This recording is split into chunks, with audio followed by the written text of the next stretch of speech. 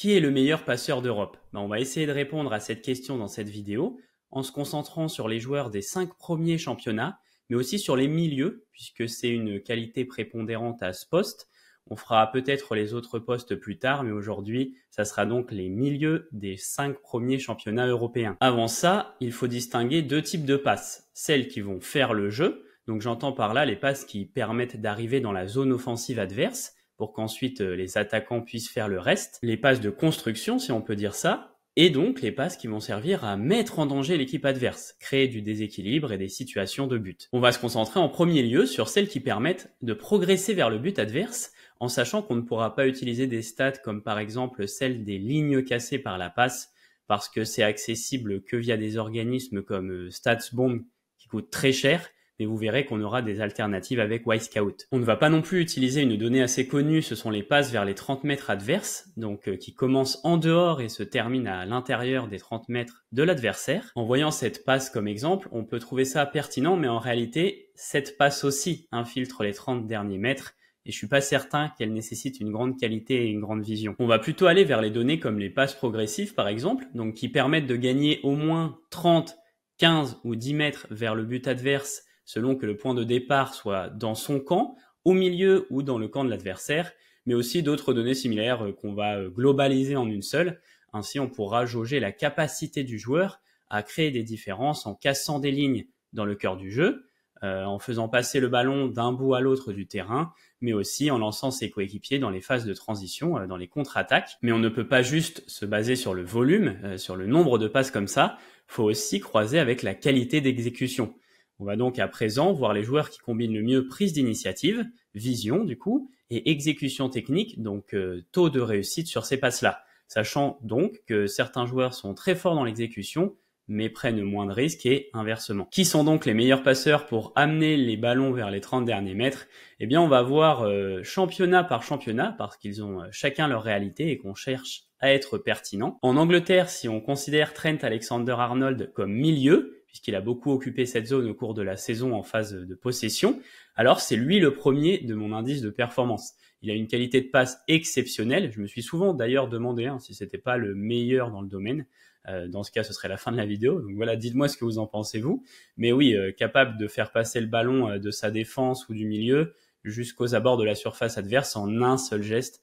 Vraiment l'excellence dans ce registre. Si on veut prendre un joueur plus milieu que ça, c'est Kevin De Bruyne qui arrive juste derrière, puisqu'il est très efficace, qu'il soit plus bas sur le terrain pour trouver des solutions ou qu'il lance des contre-attaques. Vraiment, c'est un domaine dans lequel il se montre de plus en plus quand Hollande attaque l'espace.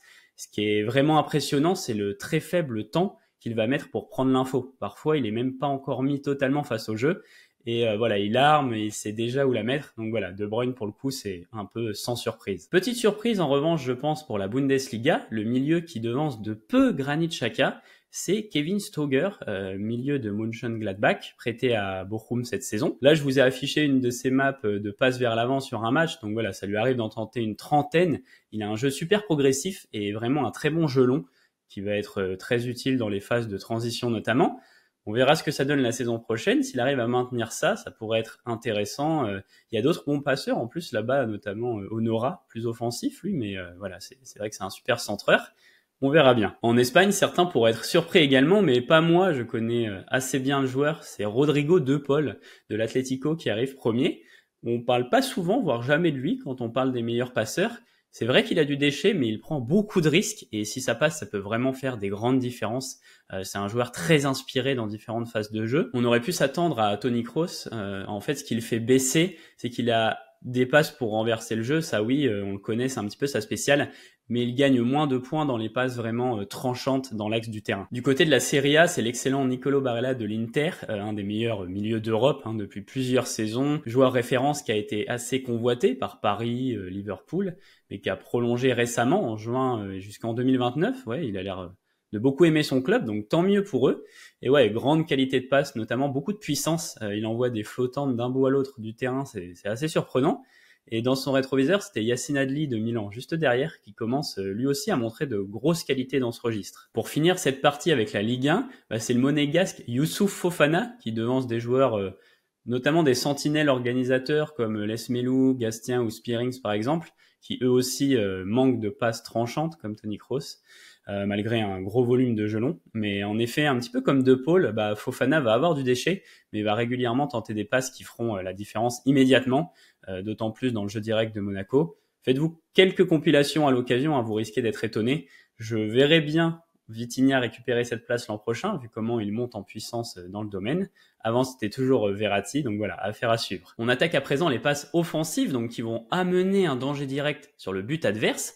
Alors, on va utiliser les fameuses expected assists que j'ai expliquées dans cette vidéo, mais globalement, c'est le pourcentage de chances que votre coéquipier marque quand il reçoit votre passe, donc la capacité à trouver le coéquipier dans une position favorable, mais pas seulement cette donnée, on va pas seulement utiliser cette donnée, parce que, par exemple, sur cette passe, en effet, le coéquipier est très proche du but adverse, la position peut difficilement être plus favorable, mais elle n'est pas difficile à faire, la passe n'est pas difficile, et on veut juger la qualité des passes, la capacité à créer des choses, à trouver des solutions inattendues. On ajoutera donc d'autres métriques de passe, d'autres données qu'on va globaliser avec les XA, comme par exemple les passes transperçantes, mais aussi les centres bien déposés sur la tête. En faisant ça et en allant en première ligue, on est un petit peu au coude à coude entre De Bruyne, dont on a parlé tout à l'heure, et un autre joueur, Martin Odegaard d'Arsenal. En fait, De Bruyne en fait plus, mais Odegaard a moins de déchets, donc je voulais en profiter pour le mettre en avant.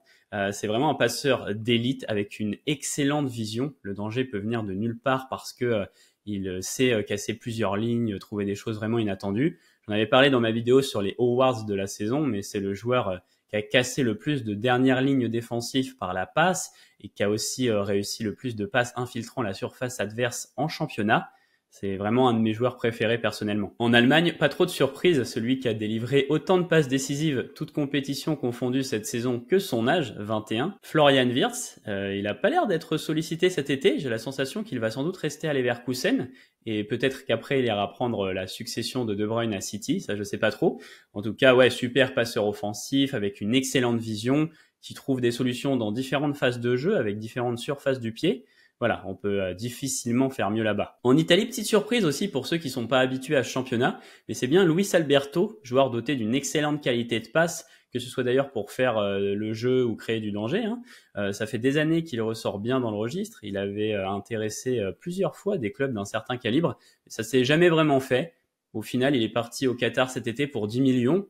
Il aurait pu aider pas mal de clubs, c'est un peu dommage, mais bon, c'est comme ça. Du côté de l'Espagne, très content de voir que c'est Ilkay Gundogan, très bon recrutement des Barcelonais. Il a toujours de superbes qualités, l'école Manchester City, donc le QI foot, la capacité à trouver des angles de passe intéressants. Voilà, il a plusieurs cordes à son arc, que ce soit à travers la défense ou au-dessus. C'est un des milieux qui a créé le plus de grosses occasions par la passe en championnat cette saison, 14.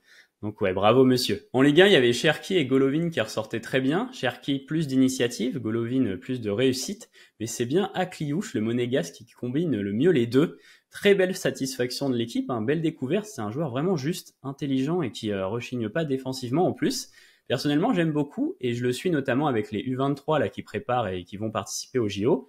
Donc jetez un œil à l'occasion, il a vraiment quelque chose. Voilà l'équipe, voilà les joueurs avec les meilleurs indices d'apport par la passe, si on peut le dire comme ça, du côté construction et du côté création de danger. Si on combine les deux, les meilleurs, ça va être De Bruyne, Odegaard, Stoger, Alexander-Arnold, Wirtz et Xhaka. N'hésitez pas à m'encourager si la vidéo vous a plu, tout simplement avec un like, un commentaire, un partage ou un abonnement. Et moi je vous dis à bientôt l'équipe.